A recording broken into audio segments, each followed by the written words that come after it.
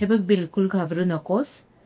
जरी आपण 2 ब्लास्टोसिस्ट म्हणजे डे 5 चे एम्ब्रिओ ट्रान्सफर केले, तर तुला 100% ट्विन्स राहील असं नसतं. सगळी कंडिशन छान असताना, म्हणजे आतली गादी चांगली असताना, गर्भ चांगले असताना सुद्धा 2 एम्ब्रिओ ट्रान्सफर केले तर सक्सेस रेट हा फक्त 60% असतो पहिल्या सायकलला. त्यामुळे जरी आपण 2 ट्रान्सफर केले तरी 60% लोकांना प्रेग्नन्सी राहते. पण त्यातल्या 25% लोकांना ट्विन्स होण्याची शक्यता असते. जरी सुरुवातीला ट्विन्स राहिले तरी 12 आठवडे होईपर्यंत हे दोन्ही ट्विन्स राहतील याची गॅरंटी नसते. कारण त्यातल्या एखाद्याची हार्टबीट्सच कधी सुरू होत नाही किंवा हलकेसे सुरू होतात आणि मग बंद पडतात. म्हणजे 12 वीक्स नंतर आपल्याला लक्षात येतं की आपल्याला 1 बेबी झालाय का 2 बेबी. पण 2 ब्लास्टोसिस्ट केल्यानं इनफॅक्ट आपला सक्सेस रेट वाढतो.